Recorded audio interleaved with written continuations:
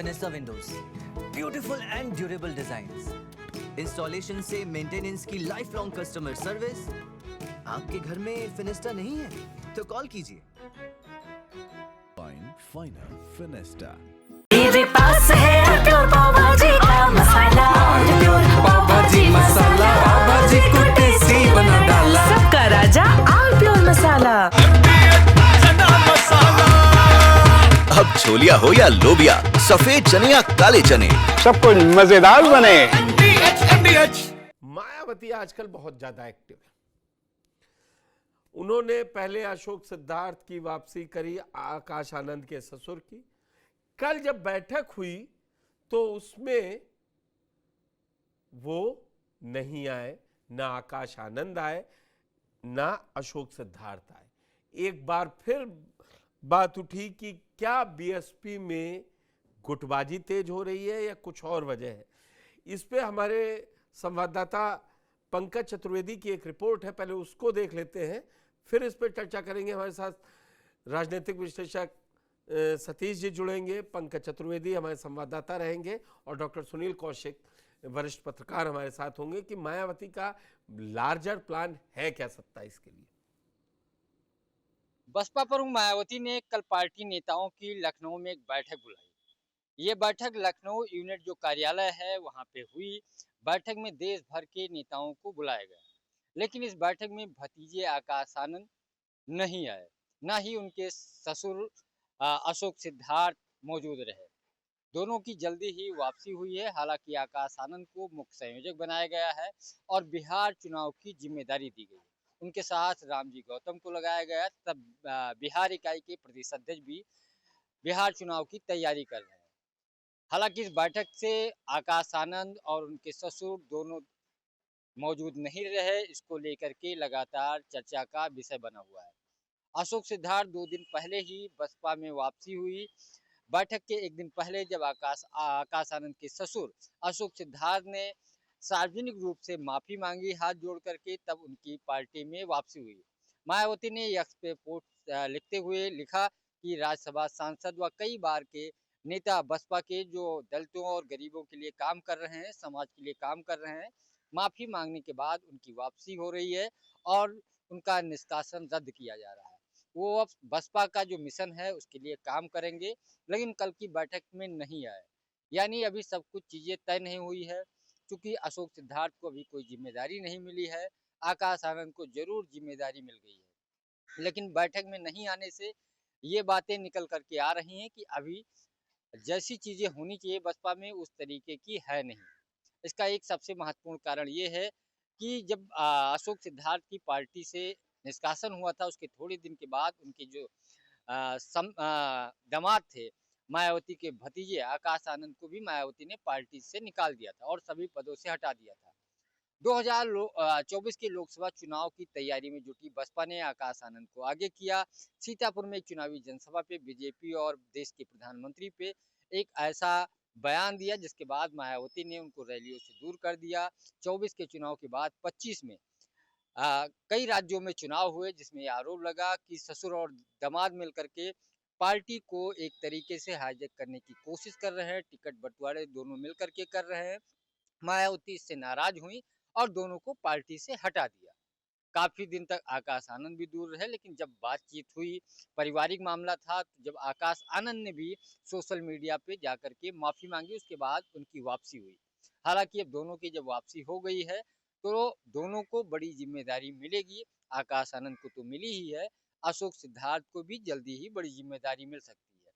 माना यह भी जा रहा है कि बसपा के एक राष्ट्रीय कोऑर्डिनेटर हैं, उनके ऊपर गाज गिर सकती है, लेकिन कब गिरेगी ये देखना दिलचस्प होगा। कुल मिलाकर के मायावती जो पारिवारिक विवाद था, परिवार में उलझी हुई थी, भतीजे और भतीजे के ससुर के बीच जो एक विवाद मायावती से चल रहा था, वो मामला तो सुलझ गया है।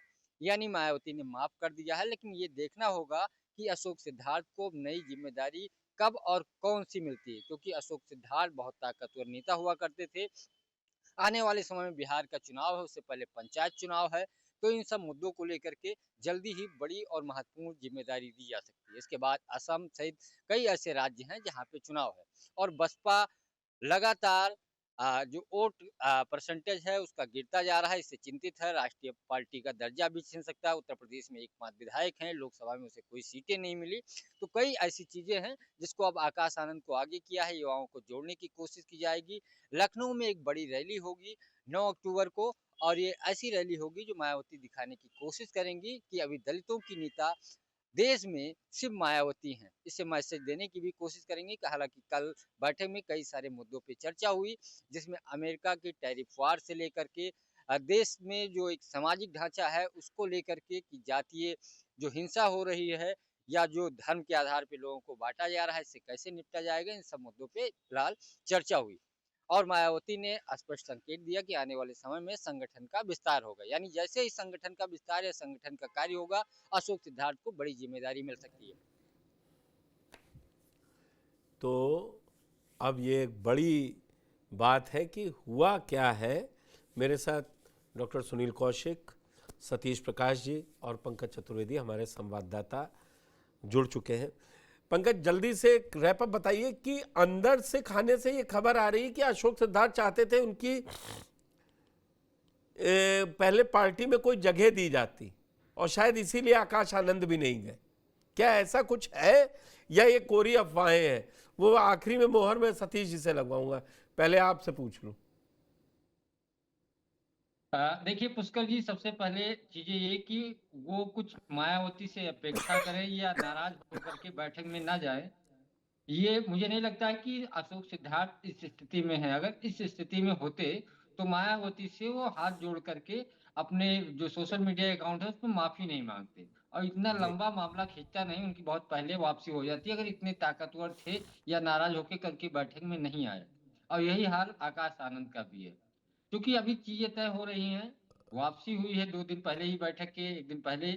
उसके बाद अब जो 9 अक्टूबर को लखनऊ में कार्यक्रम है उसकी रूपरेखा तय की जाएगी, सबको जिम्मेदारी सौंपी गई है। और चूंकि इनका पारिवारिक माहौल में बैठ करके बातचीत से अशोक सिद्धार्थ की वापसी तय हुई। चूंकि अब भतीजे के ससुर हैं तो पार्टी से निष्कासन किसी दूसरे पार्टी में गए नहीं, तो आपस में समन्वय बनाया गया कि पारिवारिक विद्रोह या परिवार में ऐसी स्थिति उत्पन्न न हो कि गुटबाजी हो।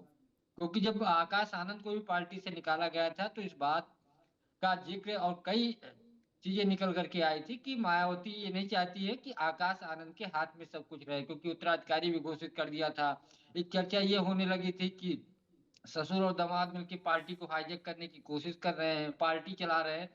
दूसरा भतीजा भी है, भाई भी है, तो इस नाते उन्होंने नाराजगी जाहिर की। और कई ऐसे बयान थे जो लोकसभा चुनाव के दौरान आपने सीतापुर में देखा होगा, उसी के बाद उनको साइडलाइन किया गया। और उसके बाद हरियाणा और महाराष्ट्र में चुनाव हुए, मनमाफिक टिकट बांटे, तो उनको लगा कि अब एक तरफा चीजें या पंकज जी, बीती टाइम सारी है, आगे की सुन लेते हैं। आऊंगा, पूछूंगा 27 में आपको क्या लगता है मायावती कितना रिबाउंड करेंगी? हुई तो जाहिर सी बात है उनको जिम्मेदारी मिलेगी। कौशिक जी बहुत मुस्कुरा रहे हैं, बहुत दिनों बाद हमें मिले भी हैं पैनल पे, उनसे ही समझ लेते हैं कि मायावती की राजनीति है क्या। ये क्या राजनीति है डॉक्टर साहब, आप असली बात बताइए। नहीं देखो, राजनीति तो चौहान साहब आप भी समझते हैं, हम सब लोग समझते हैं कि निश्चित तौर से मायावती जी को देखा जाए और उनके इतिहास को उठा करके पिछले 1 दशक का देखा जाए तो तमाम ऐसे नेताओं की लिस्ट है जो हम भी जानते हैं और आप भी जानते हैं कि नेताओं को निकाला गया फिर ज्वाइन कराया गया। खुद असमंजस की स्थिति में हमने 1 दशक से मायावती जी को देखा है। 1 दशक पहले आप देखेंगे चौहान साहब, जो मायावती जी निर्णय लेती थी उस पर अड़िग रहती थी, लेकिन तमाम बार देखा है, कई बार ऐसा हुआ प्रवक्ताओं को पार्टी से निकाल दिया, फिर उन्हीं को ज्वाइन करा दिया, फिर निकाल दिया, फिर उनको ज्वाइन कराया गया, वही नाम बार बार रिपीट होते रहे। तो निश्चित तौर से जो आरोप उन पर परिवारवाद का लग रहा था और इससे वो विचलित भी थी कि तमाम बड़े नेता जो आपने देखा होगा कि जब पार्टी की स्थापना हुई तब से अब तक साथ साथ थे, उन्होंने परिवार की भूमिका को ध्यान में रखते हुए इस्तीफे दिए कि अधिकतर परिवार की भूमिका को उन्होंने पाया। तो ऐसी स्थिति में मायावती के पास कोई रास्ता था नहीं, चाहे उन्होंने उसको सॉरी बुलवाया हो, चाहे उनको तमाम आरोप के तहत निकाला हो। लेकिन ये एक बड़ा सवाल है कि जो मायावती जी द्वारा मीटिंग बुलाई गई या तो उसमें 3 बड़े चेहरे, जो परिवार के 3 बड़े चेहरे हैं जिनको तत्कालिक दिनों में पार्टी में ज्वाइन दोबारा कराया गया, यदि वो अनुपस्थित हैं तो ये नहीं सवाल डॉक्टर खड़े साहब, होते हैं क्या वास्तव में आनंद जी को कभी नहीं निकाला पार्टी से। आनंद जी को सिर्फ उपाध्यक्ष रखा और कभी निकाला नहीं। आनंद जी को कभी, भाई को कभी नहीं निकाला। बाकी आप बिल्कुल मुझे सही कह करेक्ट रहे हैं। नहीं कर आकाश सकते। आनंद जी और सिद्धार्थ, डॉक्टर सिद्धार्थ की बात कर रहा हूं मैं, लेकिन आनंद जी भी अनुपस्थित वहां पर हैं, तो क्या वो समधी और पुत्र के साथ हैं या कोई एक रणनीति है? ये मुझे लगता है जब तक वो स्पष्टीकरण इस बात का आकर के मीडिया में नहीं देंगे, तब तक चौहान साहब सवाल खड़े होते रहेंगे। तब तक सवाल खड़े होते रहेंगे। सतीश जी, डॉक्टर कौशिक साफ कह रहे हैं कि कुछ तो है कि कोई भी नहीं आया, न भतीजा आया, न भाई आया, न भतीजे का ससुर आया। क्या चक्कर है? डोर कहीं और है।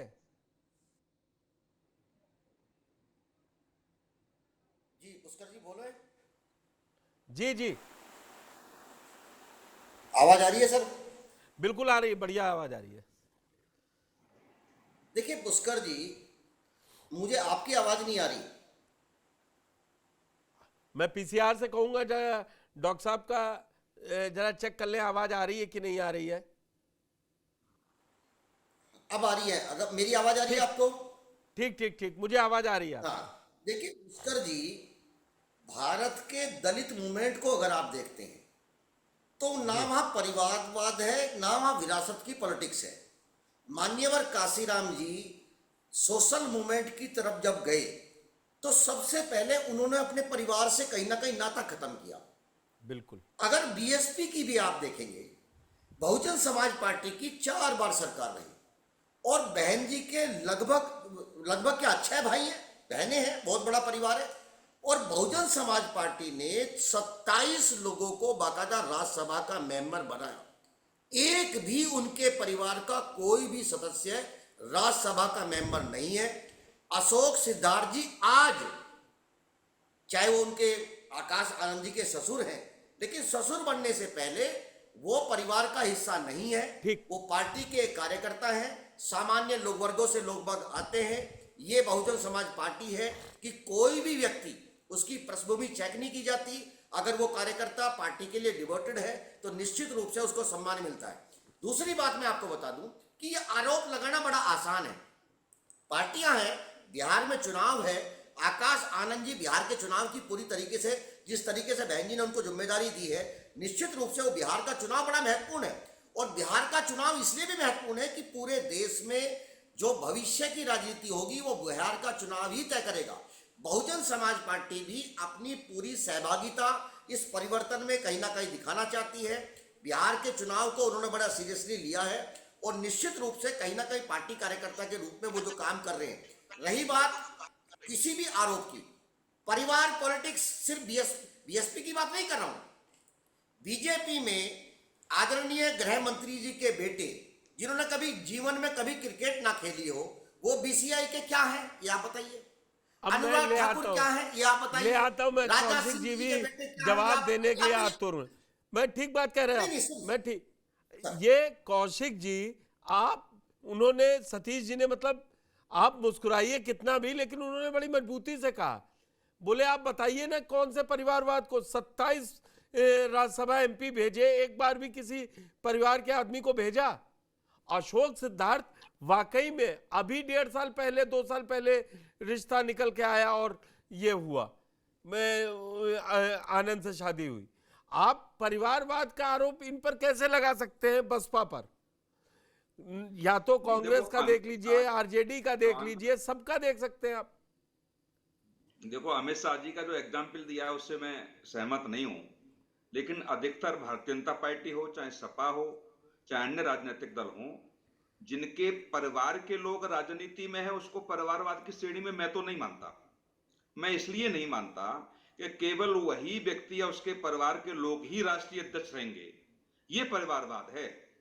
यदि जनता के द्वारा कौशिक जी, ये परिवारवाद कैसे आप ही डिफाइन करेंगे कि मैं डिफाइन भाजपा में नहीं है और बाकी सब जगह है, क्योंकि वहां अध्यक्ष बन जाता है।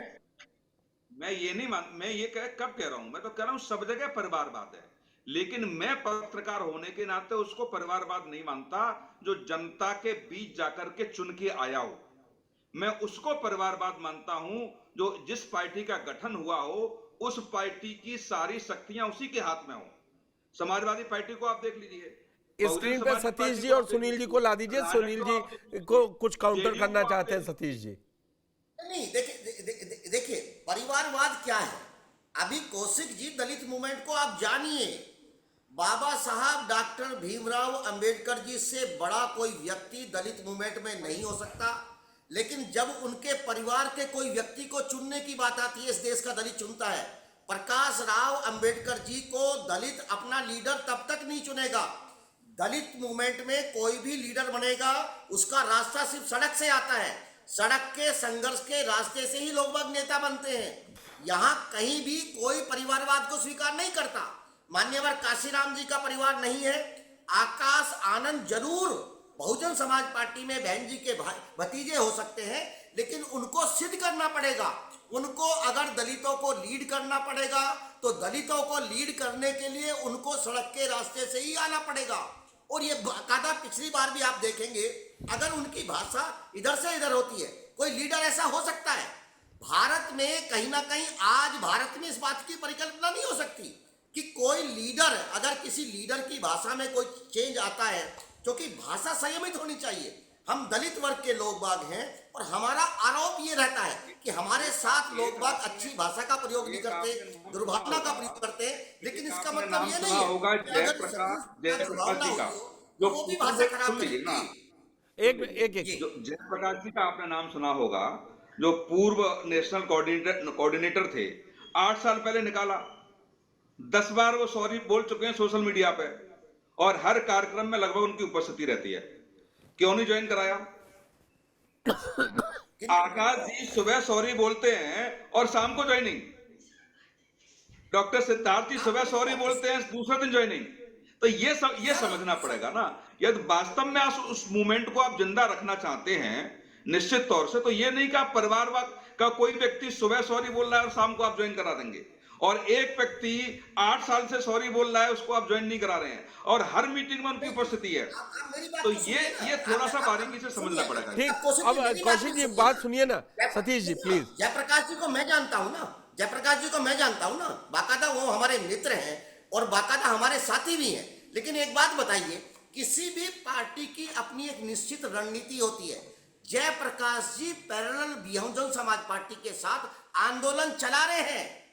अगर आपको मैं बताऊं कहां से फंडिंग हो रही है, मैं बताऊं आपको, ये आरक्षण बचाओ संघर्ष समिति और ये सारी चीजें देखिए, तो हर पार्टी का एक निर्णय होता है। कोई भी पार्टी जारी करती है। विचारधारा की आप बात कर रहे हैं, डॉक्टर भीमराव अंबेडकर के विचारों की आप बात कर रहे हैं, तो डॉक्टर भीमराव अंबेडकर या दलित समाज पार्टी का वोटर हो सकता हूं, लेकिन बहुजन समाज पार्टी की नीतियां भी एक महत्वपूर्ण है।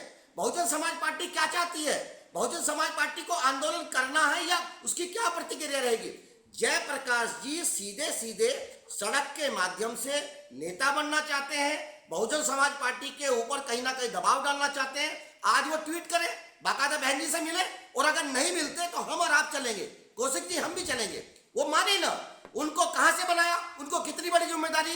जयप्रकाश जी का क्या प्रोफाइल आप मुझे बताइए। उनको बाकायदा राष्ट्रीय उपाध्यक्ष बना दिया बहुजन समाज पार्टी ने, और ऐसे 27 लोगों में सर, ये मान्यवर काशीराम जी की पार्टी है। जब पहली बार विधायक बन के आए थे तो विधानसभा में सर्दी पड़ी हुई थी, लोगों के पास शर्ट थी, लोगों के पास स्वेटर नहीं थे, बाकायदा हजरतगंज में जाकर के लोगों को स्वेटर खरीद कर लेके आए। यही मान्यवर काशीराम है, ये बहुजन समाज पार्टी। अगर जयप्रकाश जी वास्तव में ही बहुजन समाज पार्टी के हित में ज्वाइन करना चाहते हैं, निश्चित रूप से बहुजन समाज पार्टी उनको ज्वाइन कराएगी। लेकिन आप राजनीति करके, दबाव डाल करके, आंदोलन करके, पब्लिक मीटिंग में जाकर के दबाव बना करके अगर राजनीति गलत ले जा रहे हैं। सतीश जी, आप कौशिक जी को थोड़ा सा गलत ले रहे हैं। सुनिए ना, सुनिए सतीश जी। सतीश जी, आप सुनील जी को हल्का सा, मतलब मुझे लग रहा है आप वो ये नहीं कह रहे, वो सिर्फ एक आईना रख रहे हैं कि अगर आप परिवार से थोड़ा भी करीब है तो एक बार भी माफी मांगे तो मिल जाएगी। और आपको जब ये मैं सुनील जी पर इसके साथ नहीं हूं, ये पार्टी अध्यक्ष का काम है कौन किसको रखना है किसको नहीं रखना है। आप जयप्रकाश जी के अच्छे कामों को बता रहे हैं, लेकिन वो कह रहे हैं कि बीएसपी में अगर आप मायावती के रिश्तेदार हैं तो एक बार माफी मांग लीजिए, हो जाएगा। नसीमुद्दीन सिद्दीकी आज तक वापस नहीं आ पाए।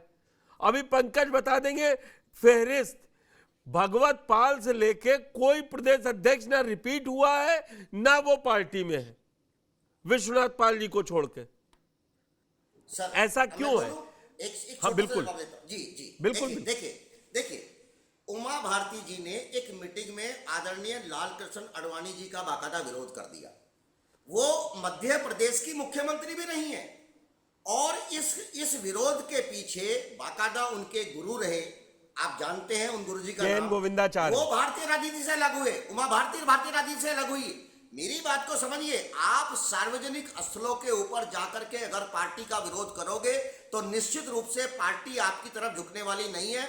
जयप्रकाश जी अगर पार्टी ज्वाइन करना चाहते हैं तो वहां की जिला यूनिट से जाकर के बात कर सकते हैं, निश्चित रूप से। यही अच्छा, बहुजन इस समाज पार्टी परिवारवाद उनके और साथ ऊर्जा पार्टी है ज्वाइनिंग और से उस थोड़ा ऊर्जा अलग का हटते बहुजन हैं। समाज पार्टी करेगी। जी, मैं पंकज के पास, पंकज कह रहे हैं कि 3 लाख लोगों की भीड़ जुटाने का देश भर से संकल्प लिया गया है 9 अक्टूबर के लिए। आपने एक अच्छी बात कही थी अपनी एक रिपोर्ट में कि ये टेस्टिंग वाटर है 27 के लिए, कि मायावती ये देखना चाह रही है अगर ये रैली सफल हो गई तो फिर खड़े होने की गुंजाइश है, वरना नहीं। क्या हकीकत में आपकी जो कार्यक्रम, भाई ऑन रिकॉर्ड तो कोई बोल ही नहीं रहा है, नेताओं को क्या लग रहा है कि मायावती का ये दांव चलेगा? लोग जुड़ेंगे, दोबारा मूवमेंट के लोग आ पाएंगे उस 3 लाख? क्योंकि 9 साल बाद ये रैली होने जा रही है, क्योंकि जो पिछली रैली हुई थी उसमें कुछ भगदड़ हो गई थी तो शायद 8 या 9 लोगों की असमय मौत हो गई थी, तो मायावती जी ने कहा था अब मैं रैली ही नहीं करूंगी। देखिए, इस रैली, इस आयोजन के पीछे कई सारे मकसद हैं। बड़े दिनों के बाद बड़े लेवल पे कार्यक्रम हो रहा है और मायावती कोई जरूरी नहीं था कि हर कार्यक्रम में जाती थी। वो कभी दिल्ली रहती थी, कभी इधर उधर प्रोग्राम रहता था, जयंती या पुण्यतिथि वो मनाती थी। लेकिन इस बार चूंकि देखा जाए तो लगातार मायावती 2012 के बाद से ही उनका जो ग्राफ गिरने लगा, गिरते गिरते स्थिति ये आ गई कि इस बार लोकसभा चुनाव में उनका जो रिजल्ट है वो सबके सामने, खाता ही नहीं खुला। यूपी विधानसभा में 1 सीटें मिली। मायावती ये जरूर था कि राजस्थान, दिल्ली, उत्तराखंड, यहां तक कि दूसरे राज्यों में सीट और वोट अच्छा पाती थी, लेकिन हर जगह गिरता चला गया। स्थिति यह है कि अब राष्ट्रीय दर्जा जो पार्टी का है वो भी छीनने की नौबत है, क्योंकि कई राज्यों में जो एक रूल है कि वोट होने चाहिए, इतनी सीटिंग होनी चाहिए, वो मायावती के लिए संकट खड़ा हो गया। दूसरा, यूपी में जो इनके कोर वोट थे जो 18%, 20%, 22% पाती थी, उसके बाद अन्य जातियों के साथ मिलकर के 30 या 32 या 28 पे सरकार बन जाती थी, वो मायावती करीब 10% के आसपास आ गई हैं। और बिहार चुनाव भी है, वो बिहार की जिम्मेदारी आकाश आनंद की वापसी के बाद पहला चुनाव हमें लगता है बिहार होगा। उनके ससुर की भी वापसी हो गई है, तो एक तो अपने कार्यकर्ताओं को मैसेज देने की कोशिश करेंगे, भीड़ अगर इकट्ठा होगी तो एक ताकत का एहसास कराएंगी कि अभी भी जो दलित का एक चेहरा माना जाता था देश भर में, खासतौर पे उत्तर प्रदेश में, वो मायावती है। इसीलिए कल की बैठक में उन्होंने स्पष्ट कहा कि राज्य स्तरीय जो कार्यक्रम है इसको सफल बनाने के लिए सबकी जिम्मेदारी है। अलग अलग लोगों को जिम्मेदारी दी गई है, अलग अलग जिलों से लोग आएंगे, एक दिन पहले आएंगे तो उनके रुकने खाने पीने की व्यवस्था भी की गई है, लेकिन ये बड़े दिनों के बाद हो रही है। हालांकि रमाबाई अम्बेडकर मैदान में नहीं हो रही है, सफलता अगर हो जाती, ये रैली सफल हो गई वहां हो रहा तो बड़ी उत्तर प्रदेश लेकिन के ये दावा किया जा रहा है कि लाखों की संख्या में आएंगे और एक ताकत का एहसास मायावती अभी कराने की कोशिश करेंगी कि उत्तर प्रदेश में दलित की नेता वही है। आरोप कोई भी लगाए कि वो बीजेपी से मिली हुई है, वो उनसे मिली हुई है, इसका भी जवाब उस मंच से देना है। और आकाश आनंद को भी, क्योंकि अभी जल्दी ही जिम्मेदारी उन्होंने संयोजक, राष्ट्रीय संयोजक की दी है, सीधे जो मायावती को रिपोर्ट करेंगे उनको और नेता रिपोर्ट करेंगे, तो आकाश आनंद को एक तरीके से वो फिर से एक रोड तैयार कर रहे हैं कि आने वाले कह रहे हैं 19 के बाद से, 2024 नहीं, मैं ढंग से बोल रहा हूं, 2019 के बाद से अब एससी मिश्रा जी एक्टिव किए गए हैं और ये उन्हीं की प्लानिंग आई है सामने कि पार्टी का राष्ट्रीय दर्जा भी बचाना है और आपको उतरना ही पड़ेगा, क्योंकि 19 में मायावती जी ने बड़ा भरोसा किया था, सारा काम सतीश मिश्रा जी के पास था। लेकिन फिर वो चुनाव हारे, क्योंकि गठबंधन में भी अखिलेश के साथ बहुत ज्यादा सतीश मिश्रा ही बातचीत कर रहे थे। तो अब ये कहा जा रहा है कि सतीश मिश्रा फिर एक्टिव हुए और वो अब दिखाएंगे कि रैली सफल कैसे होती है। क्या लग रहा है आपको मायावती वाकई में अभी कोई था नहीं जो साथ में इतना काम कर सकता?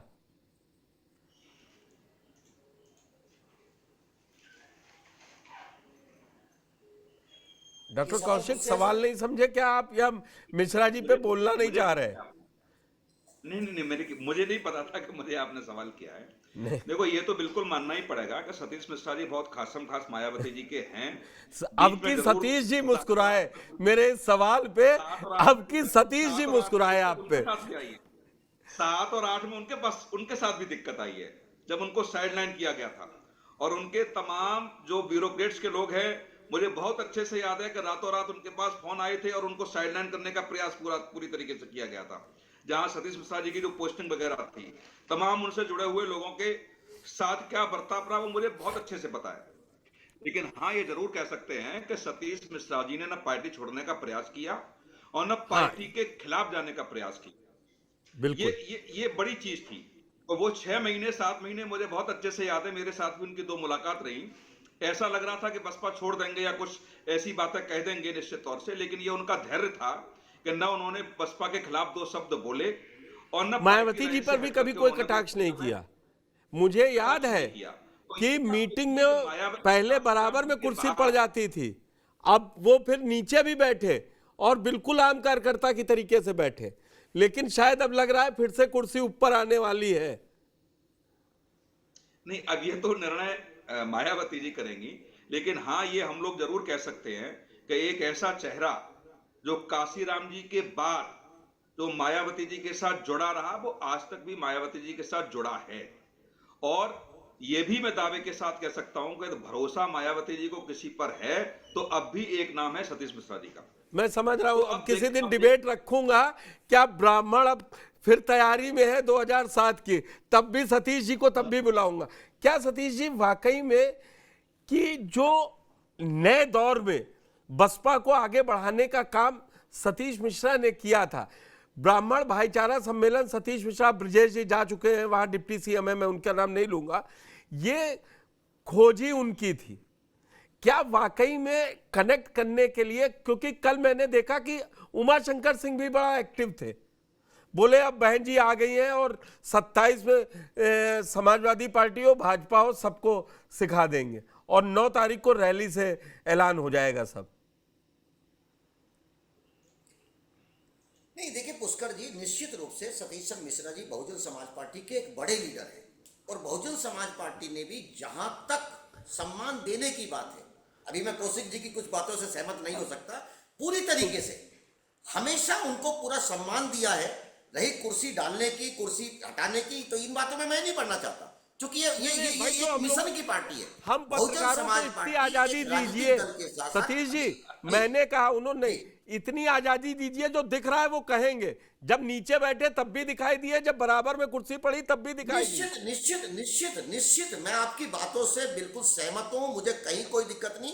और बहुजन समाज पार्टी सतीश चंद्र मिश्रा जी की जो ऊर्जा है उसका भरपूर प्रयोग भी करेगी। और जहां तक सम्मान देने की बात है, निश्चित रूप से पूरा देश जानता है, पूरी उत्तर प्रदेश की ये जनता जानती है कि सतीश चंद्र मिश्रा जी को, उनके परिवार को, उनके लोगों को, उनकी जो ताकत थी उसका यूज बहुजन समाज पार्टी ने, उसका उपयोग बहुजन समाज पार्टी ने बहुत बेहतर तरीके से किया और आगे भी बहुजन समाज पार्टी उनकी ऊर्जा का उसी तरीके से प्रयोग करेगी। निश्चित रूप से वो एक अच्छे प्लानर है। हाँ, ये सच है, देखिए भारत की राजनीति एक संक्रमण काल के दौर से गुजर रही है। आपको लगेगा कि बहुजन समाज पार्टी आंकड़ों के हिसाब से थोड़ा पीछे गई, लेकिन कहीं ना कहीं ये आशावादी आंदोलन है, ये गरीबों का आंदोलन है, ये सामाजिक रूप से कमजोर लोगों का आंदोलन है। ये आंदोलन कभी ताकत में भी आते हैं, कभी पीछे भी हट जाते हैं, लेकिन जिस तरह का आंदोलन ये चलेगा, अभी मान्यवर काशीराम जी की रैली को लेकर के मैं आपको दावे के साथ कह सकता हूं कि भारत की राजनीति की सबसे बड़ी रैली भविष्य में होने वाली है। उस रैली के निश्चित रूप से कहीं ना कहीं प्रभाव पड़ेंगे, कार्यकर्ता के अंदर एक नई ऊर्जा का प्रभाव होगा। बहुजन समाज पार्टी रोज काम करती है। देखिए, मीडिया जिस तरह की बातें करते हैं, लोग जिस तरह की बातें करते हैं, बहुजन समाज पार्टी के लोग रोज एक्टिव रहते हैं। उसका बामसेप रोज एक्टिव रहता है, छोटी छोटी जगह में जाकर के। ऐसा नहीं हो सकता कि वहां रोज शांत नहीं हो सकते, आपको रोज मीटिंग बतानी ही पड़ेगी। आपको व्हाट्सएप के जरिए तमाम जिला अध्यक्षों को, तमाम लोगों को, तमाम कोऑर्डिनेटर को यह बताना पड़ेगा, आपको पिक्चर भेजनी ही पड़ेगी। तो ये चीजें हैं, ऐसा नहीं होगा। सब मैं कुछ सुनील मीडिया में जी, नहीं होता। सुनील जी, लास्ट में कमेंट आपका। देखिए, मीडिया बड़ा कमजोर शिकार रहती। जो पार्टी हारने लगती वो बताती मीडिया दूसरी जगह बैठ गई। कभी पिद्दी थी, कभी गोदी है, कभी कुछ है। मीडिया को कोई फर्क नहीं पड़ता। आलोचनाएं हम सुनते आ रहे हैं, सुन रहे हैं, भविष्य में भी सुनेंगे, लेकिन सच बोलना है वो बोलना है। आज बहुजन समाज पार्टी की दुर्गति इसलिए हुई कि बहुजन समाज पार्टी के नेता कभी ऐसी से निकली नहीं, कभी दुख दर्द जानने का प्रयास ही नहीं किया, कभी उन लोगों के बीच जाके बैठी नहीं। जो सुनील जी, अभी आपको जानना है, इस पे बहस लंबी हो जाएगी। अगर बहुजन समाज पार्टी का नेता नहीं जमीन पर गया ना, तो फिर किसी भी पार्टी का नेता अपने कमरे से बाहर नहीं निकलता। जितना मैंने जाना है, जितना कोऑर्डिनेटर उनका घूमता है, उतना कहीं नहीं घूमता है। सतीश जी, आप हमारे साथ जुड़े, डॉक्टर कौशिक आप हमारे साथ जुड़े, और पंकज जी आप भी हमारे साथ जुड़े, इसके लिए बहुत बहुत धन्यवाद। ये 9 तारीख की रैली जरूर तय करेगी कि मायावती अभी जो वोटरों में विश्वास है वो बचा है उनके खास, और जो बहुजन समाज है वो उनके साथ कितना खड़ा है और इस रैली को सफल बनाता है कि नहीं, यही सबसे ज्यादा चर्चा का विषय रहने वाला है। Fenesta windows, beautiful and durable designs, installation से मेंटेनेंस की लाइफ लॉन्ग कस्टमर सर्विस। आपके घर में फिनिस्टा नहीं है तो कॉल कीजिए। Finer Finesta.